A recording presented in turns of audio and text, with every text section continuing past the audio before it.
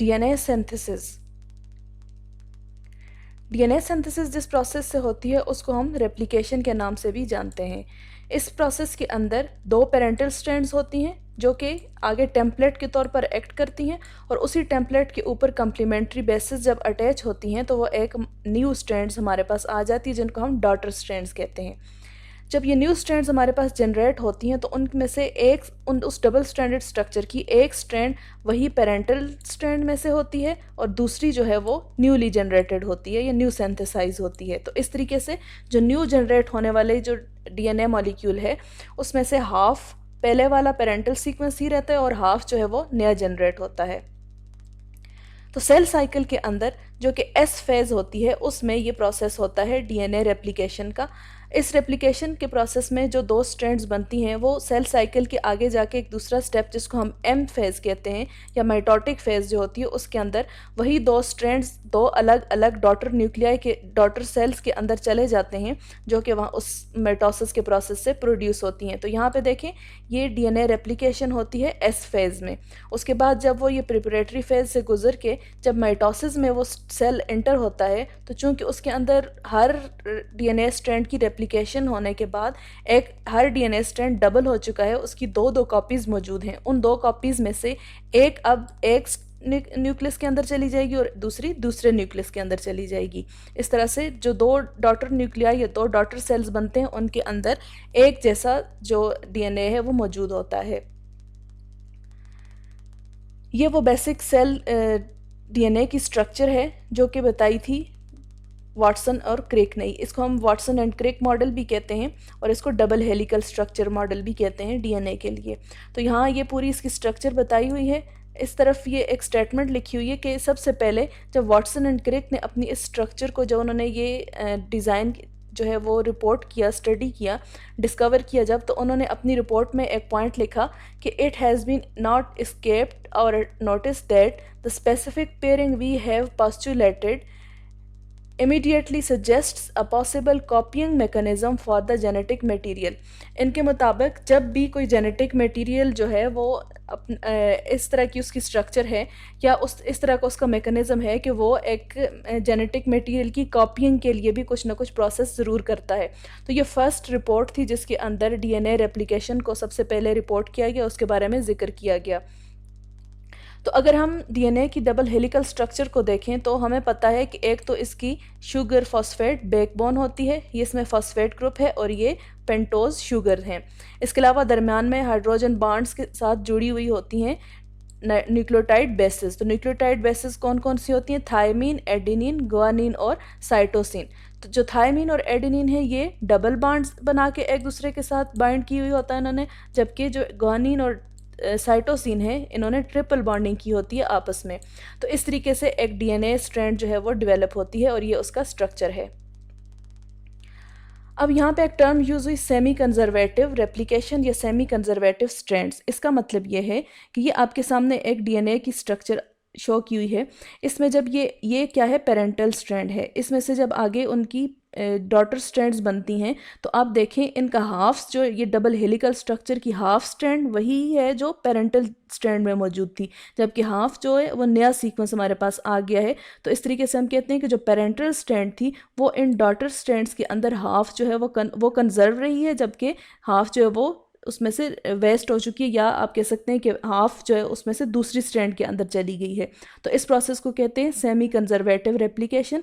और ये दो स्ट्रैंड जो हैं, ये वाली जो डॉटर स्ट्रैंड बनी और इसी तरह ये वाली जो डॉटर स्ट्रैंड बनी है, इसके अंदर हाफ पेरेंटल स्ट्रैंड मौजूद है और हाफ न्यू स्ट्रैंड मौजूद है। ठीक है, तो each two stranded daughter molecule is half new.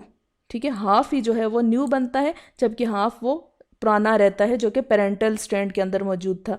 One original strand was used as template to make the new strand, कि ये एक ओरिजिनल स्ट्रैंड होती है जो कि यहाँ पे ब्लू से शो की हुई है। इसी के ऊपर जब दोबारा से कम्प्लीमेंट्री बेसिस अटैच होती हैं तो एक न्यू स्ट्रैंड बन जाती है।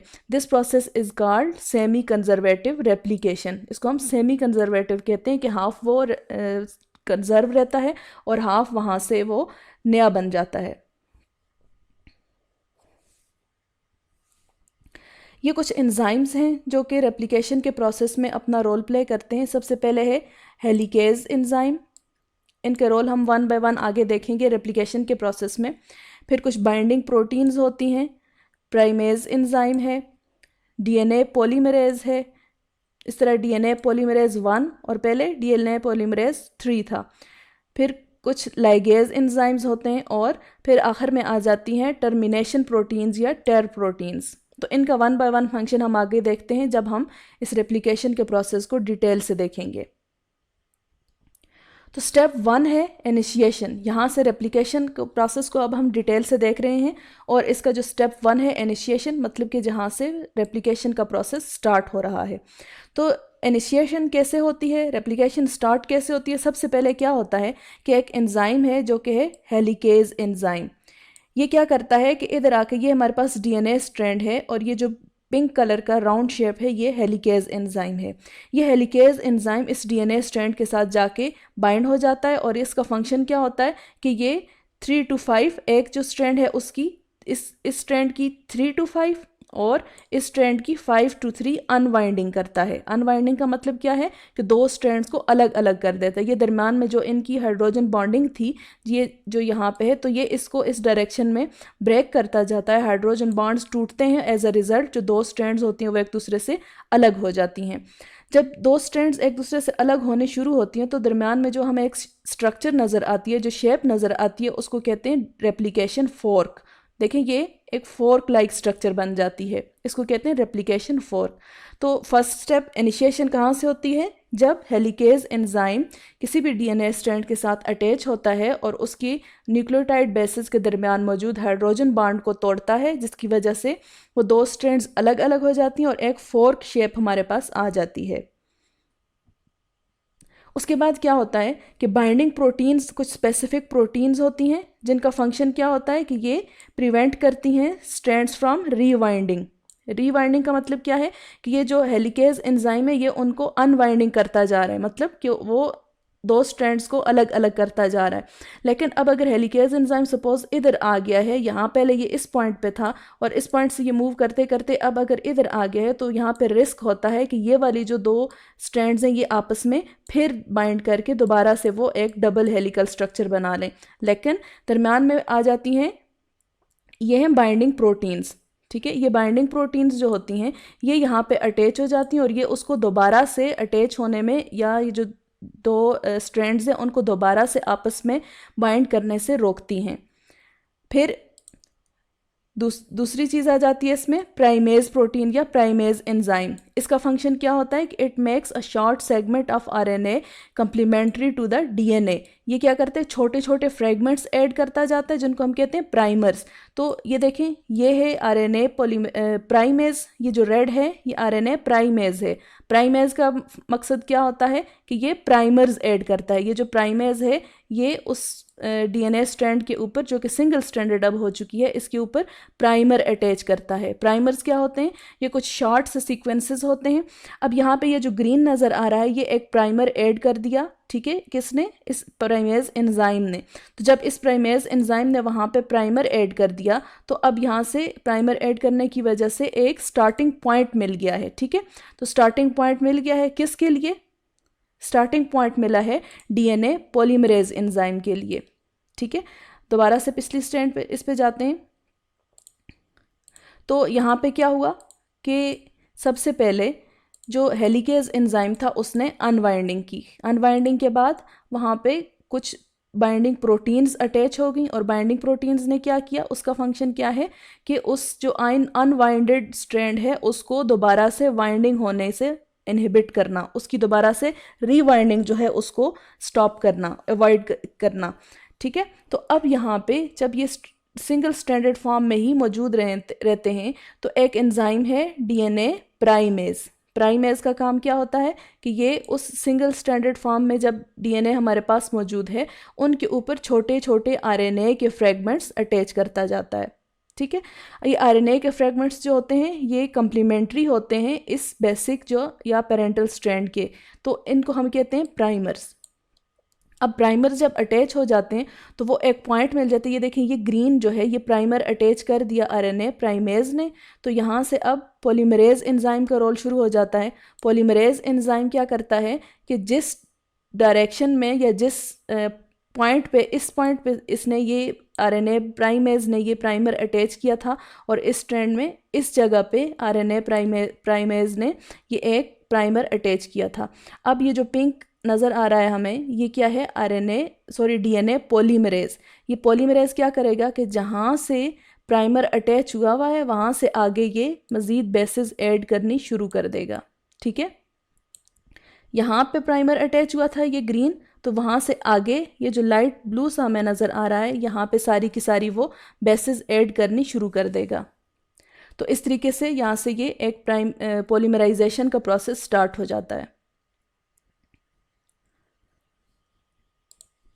DNA polymerase enzyme adds DNA nucleotide to the RNA primer, कि ये जो यहाँ पे ये ग्रीन प्राइमर आया था, ठीक है, ये प्राइमर जितना हमारे पास ऐड हुआ था, किसने ऐड किया था, प्राइमेज एंजाइम ने।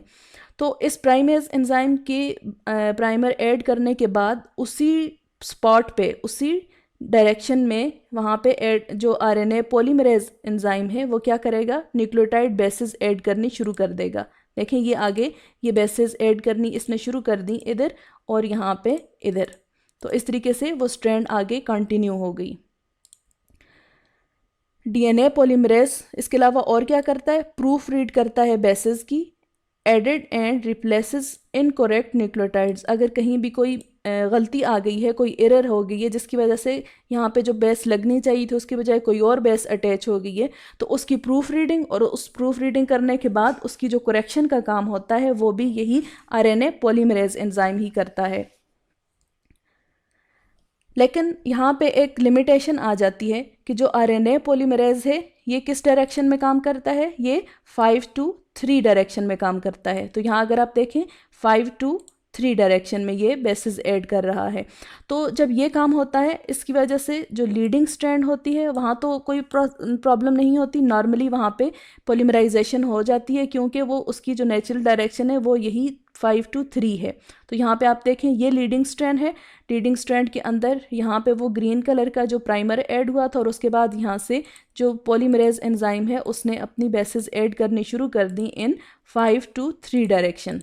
तो ये तो एक नॉर्मली कंटिन्यूस मैनर में जो लीडिंग स्ट्रैंड होती है उसकी रेप्लिकेशन होती है और वहाँ पे स्ट्रैंड जो वो एलोंगेट करती जाती है।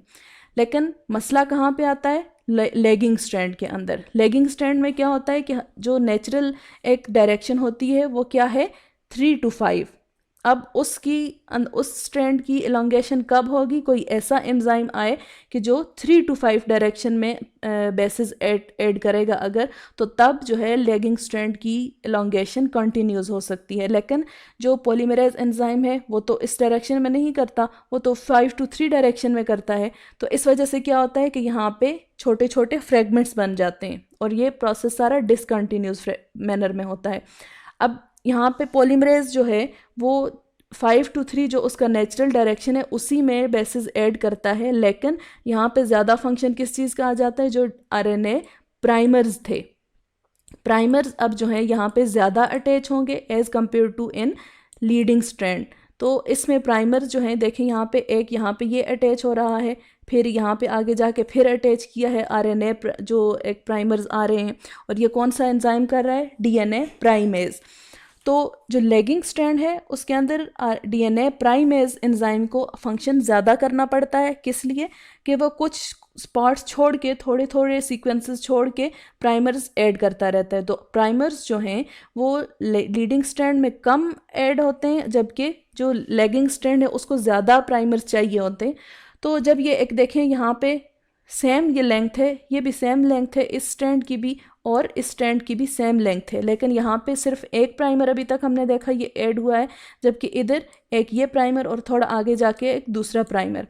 तो यहाँ इस तरीके से जब एक डिसकंटिन्यूस मैनर में जगह जगह पे मुख्तलिफ पॉइंट्स पे जो प्राइमर्स हैं वो ऐड होते जाते हैं और ऊपर से दूसरा फंक्शन, दूसरा रोल फिर किसका आ जाता है, ये आरएनए पॉलीमरेज का। तो ये पॉलीमरेज क्या करता है, वहाँ पे प्राइमर्स जहाँ पे अटैच हुए हैं वहाँ से आगे उनकी जो कम्प्लीमेंट्री बेसिस हैं वो ऐड करता जाता है और इस तरीके से छोटे छोटे फ्रेगमेंट्स की फॉर्म में ये जो लेगिंग स्ट्रैंड होती है उसकी एलोंगेशन होती है।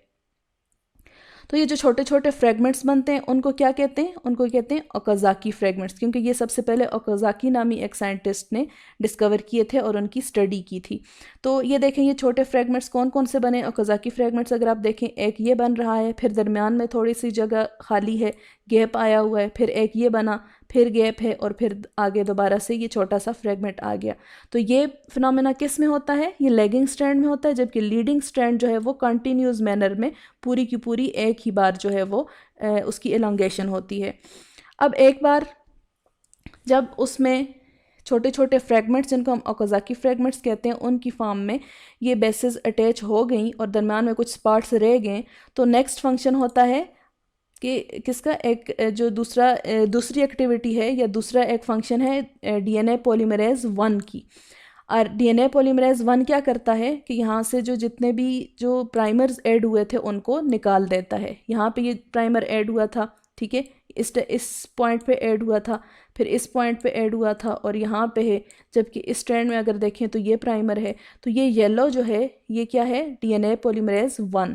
ये क्या करता है, उसमें से जितने भी जो प्राइमर्स होते हैं उनको निकाल देता है, उनको रिमूव कर देता है, और उसकी जगह जो नॉर्मल बेसेस होती हैं जो नॉर्मली वहाँ पे होनी चाहिए वो ऐड कर देता है। तो हम इसको इस तरीके से कर लेते हैं कि ये सपोज स्ट्रैंड जा रही थी तो उनको प्राइमर्स निकाल के वहाँ पे अब दोबारा से नॉर्मल जो है वो उनकी बेसेस ऐड कर दी। अब वहाँ पे आरएनए प्राइमर्स नहीं है बल्कि वो डीएनए का ही स्ट्रैंड है। तो इस तरीके से क्या होता है कि सबसे पहले जो डीएनए पॉलीमरेज है वो प्राइमर्स को रिमूव करता है, और फिर दूसरा जो पॉलीमरेज है वो उनके ऊपर दोबारा से बेसिस डाल के उनको कंप्लीट कर देता है। फिर जब वो बेसिस वहाँ पे अटैच हो जाती हैं, ठीक है, कौन सी, इन प्राइमर्स की जगह पे, प्राइमर जहाँ से निकाला था ना, देखिए सपोज़ अगर ये वाली लोकेशन जो है मैं यहाँ पे ड्रा करूँ कि ये पॉइंट है और उसके ऊपर ये जो था ये पहले प्राइमर था, ठीक है। अब प्राइमर को हटा के उसकी जगह डीएनए पॉलीमरेज ने नॉर्मल जो है डीएनए की बेसिस डाल दी हैं, लेकिन इनके दरमियान गैप आ रहा है, ठीक है। ये एक फ्रेगमेंट था, ठीक है, इनके दरमियान गैप आ रहा है, ये छोटा सा जो है वो दरमियान में गैप आ रहा है। तो इस गैप को कौन फिल करता है, इसको फिल करता है एक दूसरा एंजाइम जिसको हम कहते हैं लाइगेज। लाइगेज एंजाइम जहाँ भी कहीं होगा मॉलिक्यूलर बायोलॉजी में तो इसका फंक्शन हमेशा किसी भी दो स्ट्रैंड्स को या न्यूक्लियोटाइड बेसिस को आपस में बाइंड करना होगा। तो डीएनए पॉलीमरेज क्या करता है, गैप्स को फिल करता है। कौन से गैप्स, जहाँ पे न्यूक्लियोटाइड बेसिस मिसिंग हैं। जब वो गैप्स फिल हो जाते हैं तो लाइगेज एंजाइम जो उनकी शुगर फॉस्फेट बैकबोन है, ठीक है, उसको वो कंप्लीट करता है, उसको आप उनकी जो बॉन्ड्स होते हैं उनकी दोबारा से रिफॉर्मेशन करता है, और एज अ रिज़ल्ट वो एक कंप्लीट हमें स्ट्रैंड जो है हमारे पास आ जाती है। तो ऐसा जो है ये ज़्यादा जो कुछ कॉम्प्लेक्स सा प्रोसेस है ये किस में है, ये लैगिंग स्ट्रैंड में है, जबकि लीडिंग स्ट्रैंड के अंदर नॉर्मली कॉन्टीन्यूस मैनर में ही ये सारा प्रोसेस हो रहा होता है। तो इस तरीके से जब लीडिंग स्ट्रैंड और दूसरी जो लीडिंग स्ट्रैंड है दोनों के अंदर एक कंप्लीट हो जाता है किसका प्रोसेस, एक कंप्लीट प्रोसेस आ जाता है जो एलोंगेशन का है। तो यहाँ पे आप देखें ये भी प्रॉपर तरीके से आगे अब मूव कर रही है, और ये चूँकि इस डायरेक्शन में जा रही है लेकिन दरम्यान में वो सारी जो स्पॉट्स हैं या वो जो गैप्स हैं उनको फिल करने, और फिर लाइगेज एंजाइम उन गैप्स के अंदर जो एक ग्लू टाइप उसका रोल होता है उससे वो उन गैप्स को फिल कर देता है और आपस में बॉन्डिंग करके उनको कंटिन्यूस एक स्ट्रैंड में कन्वर्ट कर देता है। तो इस तरीके से ये एलोंगेशन का प्रोसेस चलता रहता है अनटिल कब जाके ये ख़त्म होता है कि जब क्रोमोसोम्स जो हैं उनका एक ऐसा सीक्वेंस आ जाता है जिनको हम कहते हैं टीलोमर्स, ठीक है। तो ये सपोज़ एक क्रोमोसोम है, ठीक है, ये सपोज क्रोमोसोम है और जो ये डायरेक्शन होती है जो एंड्स होते हैं इनको कहते हैं टीलोमर्स। तो टीलोमर्स में क्या होता है कि कुछ रिपीटेड सीक्वेंसेस होते हैं, कुछ खास ऐसे सीक्वेंसेस होते हैं जो किसी भी जीन के लिए कोड नहीं करते, लेकिन वो क्या होते हैं, एक सिग्नल होते हैं किस चीज़ के लिए, एक स्पेशल टाइप की प्रोटीन के लिए जिसको कहते हैं टर प्रोटीन या फिर टर्मिनेशन प्रोटीन, ठीक है। तो टीलोमर्स क्या होते हैं, ये क्रोमोसोम्स का जो एंड पार्ट होता है, लीनियर फॉर्म में हमारे पास डीएनए आ जाता है, उसका जो एंड पार्ट होता है उसको हम कहते हैं टीलोमर। टीलोमर के ऊपर कुछ रिपीटिंग सीक्वेंसेस होते हैं, ठीक है, कुछ सीक्वेंसेस वैसे ही रिपीट हो रहे होते हैं एक के बाद दूसरा और दूसरा, तो उन सीक्वेंसेस का फंक्शन क्या होता है कि ये इनके साथ अटैच होती है, आके बाइंड होती है एक स्पेशल टाइप की प्रोटीन जिसको कहते हैं टर्मिनेशन प्रोटीन, ठीक है। तो जब ये टर्मिनेशन प्रोटीन और वो टीलोमेरिक सीक्वेंसेस आपस में बाइंड कर जाते हैं तो वहाँ से जो प्रोसेस स्टार्ट होता है वो किसका होता है, टर्मिनेशन का। अब ये कैसे होता है, अगर आप इस डायग्राम को देखें तो ये जो सीक्वेंस है यहाँ से यहाँ तक, ये क्या है, वो टीलोमेरिक सीक्वेंस है, ठीक है। ये टीलोमेरिक सीक्वेंस है और इसके साथ दूसरी रिक्वायरमेंट क्या है, ये प्रोटीन, टर प्रोटीन या टर्मिनेशन प्रोटीन।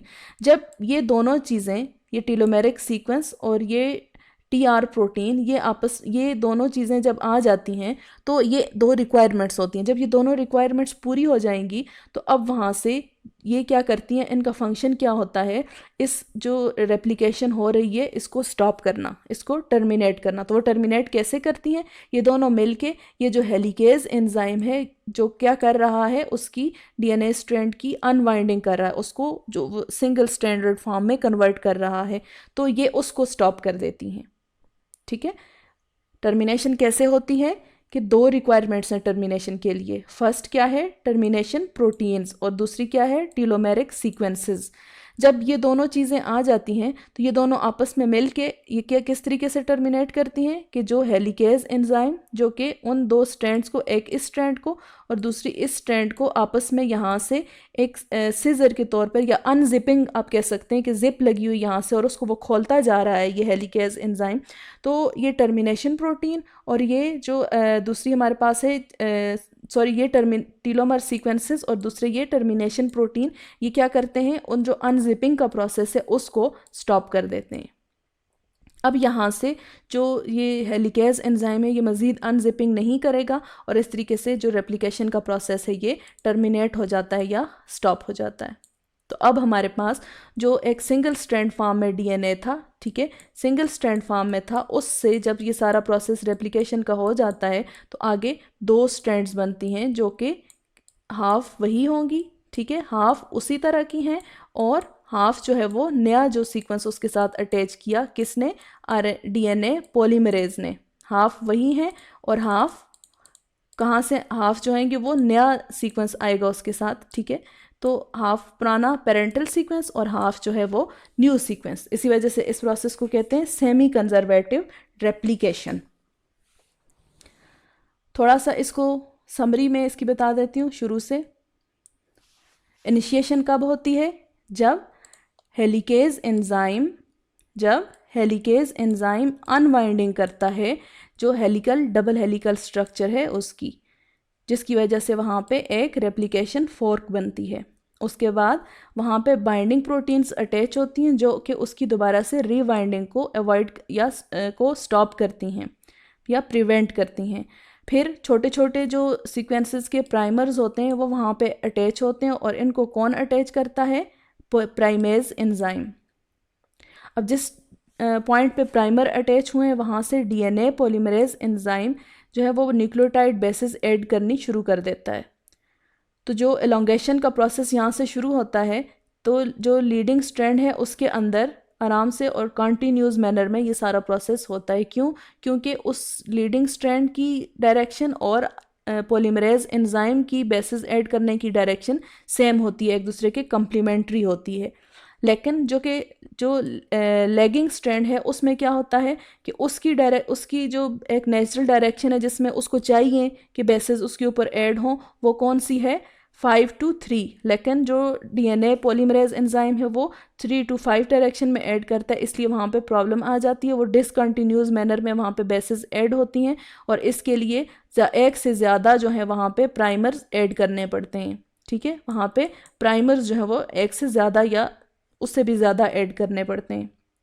तो जब इस तरीके से डिसकंटिन्यूस मैनर में उसकी रेप्लिकेशन होती है तो वहाँ पे छोटे छोटे फ्रेगमेंट्स बनते हैं जिनको हम कहते हैं ओकाज़ाकी फ्रेगमेंट्स। तो अब एक बार वहाँ पे न्यूक्लियोटाइड बेसिस ऐड हो गई तो जो डीएनए पॉलीमरेज 1 होता है एंजाइम, ये क्या करता है, वहाँ पे मौजूद जो प्राइमर्स हैं उनको रिमूव कर देता है। प्राइमर्स रिमूव करने से जो गैप्स आते हैं उनको पॉलीमरेज एंजाइम फिल करता है और उनकी जो दरमियान जो बॉन्ड जो हैं वो टूट गए थे उनको दोबारा से जोड़ने का काम लाइगेज एंजाइम का होता है। इस तरीके से एक कॉन्टीन्यूस फॉर्म में हमारे पास 2 स्ट्रैंड्स आ जाते हैं।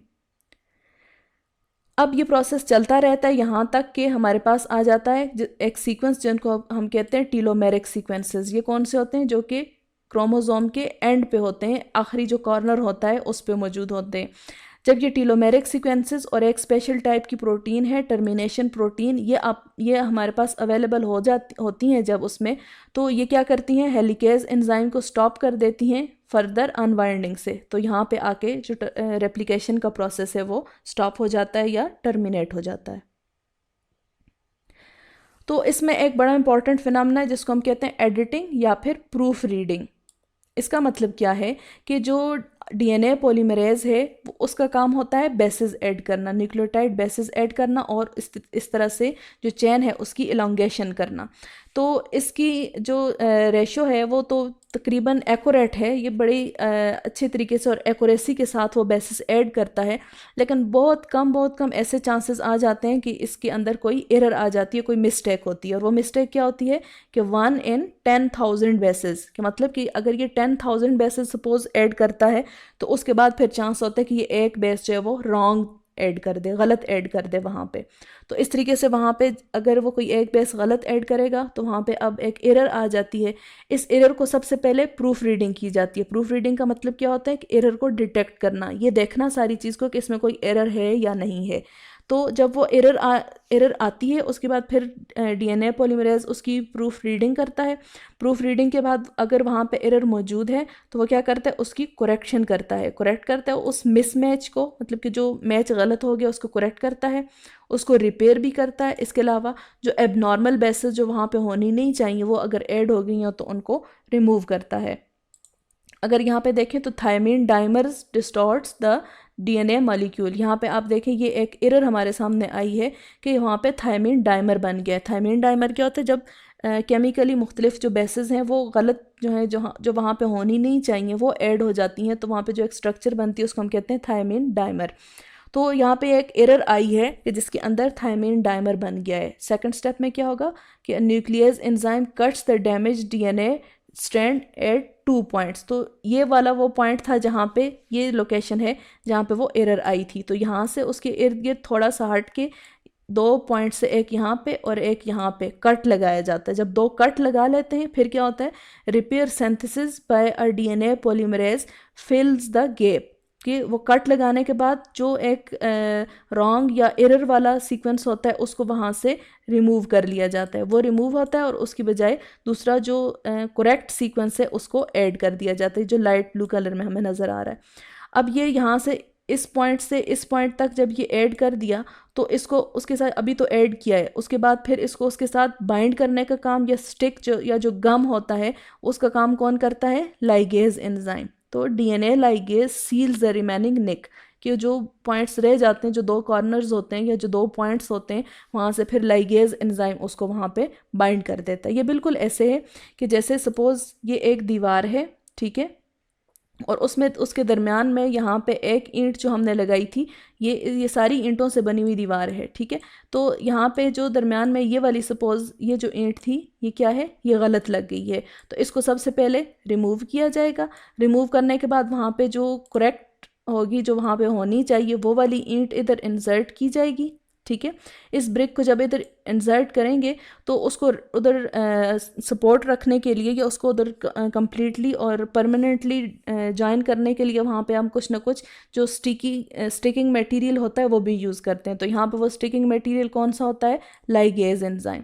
तो लाइगेज एंजाइम अब उस ब्रिक को या उन सीक्वेंसेस को in case of this replication उस वहाँ पे जोड़ देता है, वहाँ पे स्टिक कर देता है और वो वहाँ जो है परमानेंटली बाइंड हो जाती हैं। तो इस तरीके से प्रूफ रीडिंग या फिर एडिटिंग होती है डीएनए की। तो ये नेचर की एक ब्यूटी है कि ये एक प्रोसेस जो इतने माइक्रो और मॉलिक्यूलर लेवल पे होता है, ये इतना एक्यूरेट होता है और इतना फास्ट होता है कि आप देखें कि जो इकोलाई बैक्टीरिया होता है, इस्चेरिचिया कोलाई, उसके अंदर तकरीबन 1 घंटे से भी कम टाइम में उसकी जो 5 मिलियन बेस पेयर्स हैं वो रेप्लिकेट हो जाते हैं। मतलब कि 5 मिलियन बेस पेयर्स जो हैं वो डबल हो जाते हैं less then in an hour, 1 घंटे से भी कम टाइम में। ह्यूमन सेल जो है इसकी 6 बिलियन बेसेस जो होती हैं वो बनती हैं सिर्फ कुछ घंटों के अंदर ही, और उसके अलावा जो आगे जब वो डॉटर सेल्स में डिवाइड होते हैं तो ये सारा प्रोसेस चंद घंटों पर ही होता है, और बड़ी तेज़ी के साथ ये सारी रेप्लिकेशन का प्रोसेस होता है। इसके अलावा एक दूसरी बड़ी इंपॉर्टेंट और इंटरेस्टिंग बात क्या है कि ये बहुत ज़्यादा एक्यूरेट होती हैं। जैसे कि पहले बात की गई कि अगर 10,000 टाइम्स या 100 मिलियन बेसेस ऐड होती हैं तो उसके बाद फिर चांस होता है कि कोई एक बेस जो है या कोई एक एरर वहाँ पे आ जाए। तो इस तरीके से आप कह सकते हैं कि तकरीबन एक साइकिल के अंदर, एक सेल साइकिल के अंदर ये चांस होता है कि कम या ज़्यादा 30 एरर्स वहाँ पे हो सकती हैं। तो ये एक बहुत कम रेशो है। इस तरीके से हम ये कंक्लूड यहाँ से यही किया जाता है कि ये प्रोसेस बाय नेचर इतना एक्यूरेट होता है और इतना फास्ट होता है कि जो लेटेस्ट टेक्निक्स आ रही हैं पीसीआर वगैरह की, जिसको आर्टिफिशियल रेप्लिकेशन कहते हैं, तो उसके अंदर भी ये एक्यूरेसी अब तक जो है वो अटेंड नहीं की जा सकी। तो आज का हमारा लेक्चर था डीएनए रेप्लिकेशन के बारे में, जिसके थ्रू हम क्या कहते हैं कि डीएनए की सिंथेसिस होती है। तो नेक्स्ट इंशाल्लाह हम दूसरे टॉपिक के साथ आएंगे। लेक्चर आपको कैसा लगा, ठीक लगा, कोई कमी आपको फील हुई, कोई भी कमेंट्स हैं या कोई सजेशंस हैं तो आप लाजमी दें। इस चैनल को सब्सक्राइब करें और इसके थ्रू जो है आपका सारा कोर्स कवर किया जाएगा। अल्लाह हाफिज़।